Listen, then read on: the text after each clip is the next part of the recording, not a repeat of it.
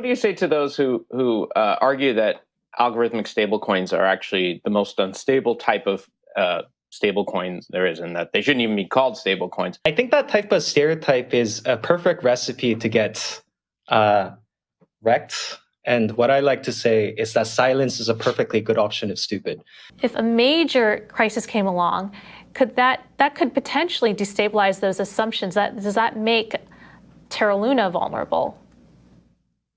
Well, I mean, the same argument could apply to any currency regime. So for the same reason, would you deprive developing countries of the ability to have, sovereign monetary policy? And I think the answer is no. There's just nothing new here. I mean, you've got, another founder, yet again, sort of jurisdiction hopping and under investigation by the SEC and using lawyers to dodge those inquiries and claiming that it doesn't matter. And out of all the stable coins out there in existence right now, which ones give you the most cause for concern? I think algorithmic stablecoins are particularly vulnerable because of their design. For a lot of algorithmic stablecoins like Iron Finance, Basis Cash, ESD, DSD, the main problem wasn't that they had an on-chain programmatic monetary policy. The problem was that the incentives that they were giving to get people to hold the algorithmic stablecoins was not sustainable. This is essentially a Ponzi scheme whereby if you hold 1 unit of our algorithmic stablecoin, we're going to give you more than 10x the amount of algorithmic stablecoins over the year. What would trigger a run on an algorithmic stablecoin? I know Terra Luna is different in terms of its ecosystem play, but the basic vulnerability is still there. You have concentration risk in holders of the balancer or investment token. Because of that concentration risk, there's the potential for individuals or groups acting in consortium to move markets in significant ways. If I'm reliant on the perpetual stability of the Terra ecosystem for my money to be stable, it's not likely I'm going to use that. Well, let's step back for a second here, because I think maybe explain to the viewers the role of UST currently and why they're purchasing all this Bitcoin for their books, and really what is the, is it a Ponzi scheme? The reserves were not something that were originally in the ecosystem design. The reserves are something that have come after. I look at this and I think the fact that Terra is adding to this reserves or acknowledging the need to reserves suggests to me that they don't think the ecosystem in and of itself is sufficient to be able to keep this peg, which is not what the original design was. This is something that's come after. Luna Foundation Guard, and so this is this group of Do Kwon and 3 or 4 other insiders that control the keys for a few $1 billion, and they've been buying Bitcoin with it ostensibly to shore up UST, their pretend stablecoin. They saw this coming, and by design, they're supposed to mint Luna to stabilize the peg, but now they're not doing that. So does their initial model just not work?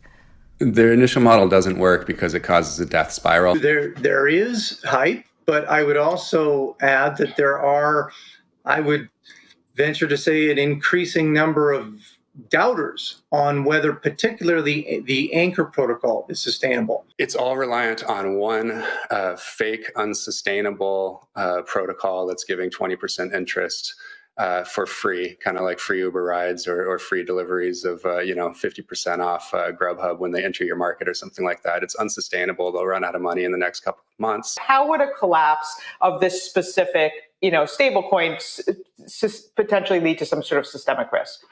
Could the utilization of the Bitcoin reserve transmit volatility across the crypto ecosystem? It would seem obvious that it could.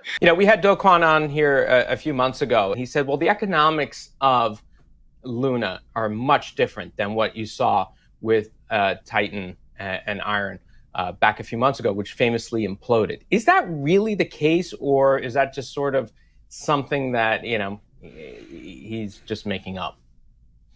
Yeah, I mean, the mechanism is basically exactly the same as the other ones. That mechanism works because they're paying to pump up the price of Luna while they exit their position. So the longer they can keep this thing going, the more Luna they can sell, that's real Bitcoin that they bought. If they can get out of this holding billions of dollars of Bitcoin at the end of the day, if they can, just continue to sell Luna into the open market and buy real estate in Manhattan, Long Island, or whatever it is they do with their money, like the longer they can keep this thing going, the more money they make. So there's a lot of incentives for the OTC desks and the Luna team to kind of work together to keep the game going. It was observed that the whole thing was fractional. It's kind of like a fractional reserve central bank.